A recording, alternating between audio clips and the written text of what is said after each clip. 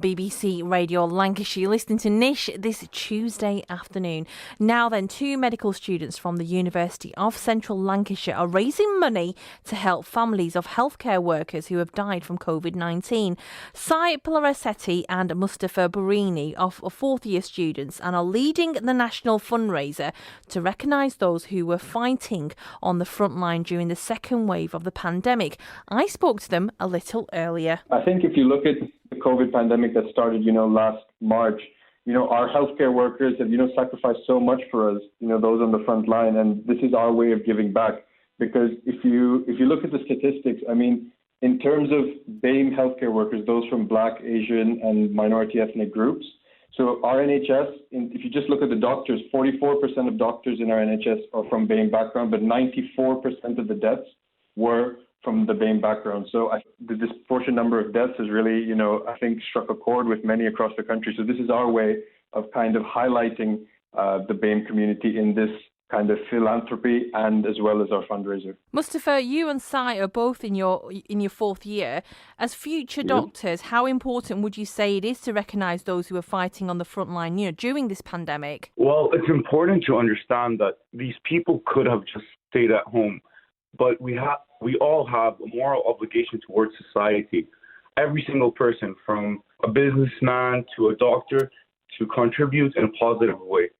So these people have acknowledged that even though there are increased risk of getting a COVID infection and dying, that they are taking that sacrifice every single day in order to make sure that we can continue living healthily and continue living with as much freedom as possible.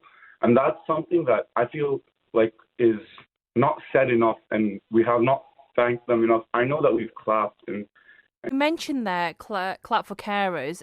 As future doctors, how did you feel about that gesture? I think it was a very important gesture, to bring the community together in thanking our NHS heroes.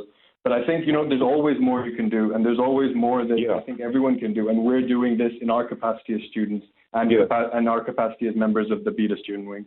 With this national fundraiser, how much are you hoping to raise, and what is it going to go towards? So last year, our parent organization, BIDA, did a similar thing where they raised money for the families of those who died. They were successful in raising around £15,000. So this year, it's been 1 week since we've started our fundraiser. We've raised just over £1,000, which Brilliant. I think is a really good start. Thank you.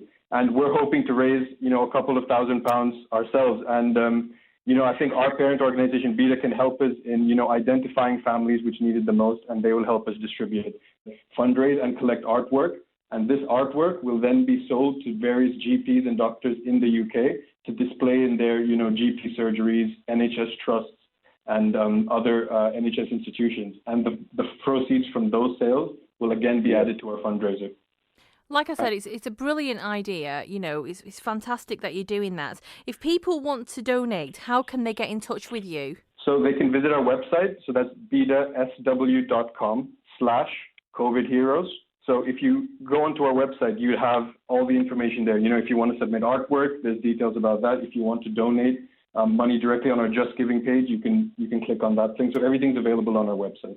Before you go, what's the pandemic been like for you guys? I think being a medical student, we got to see things a bit from both perspectives, because at the beginning, the NHS was so overwhelmed that they couldn't have the capacity to hold students. So we had to stay at home for a bit.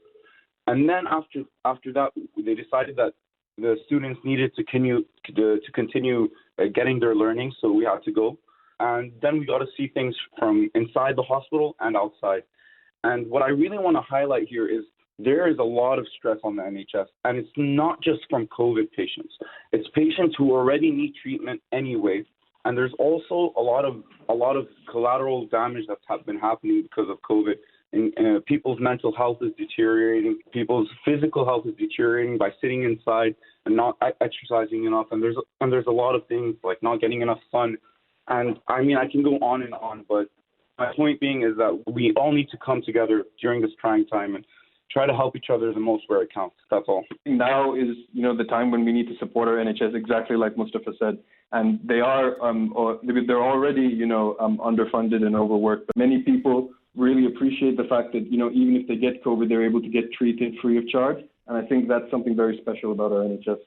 Medical students Pillarisetti and Mustafa Boorenie from the University of Central Lancashire speaking to me a little earlier, talking about how they're raising money to help families of healthcare workers who have died from COVID-19. It's Nish with you this Tuesday afternoon. Keep your memories of BBC Radio Lancashire coming in this afternoon.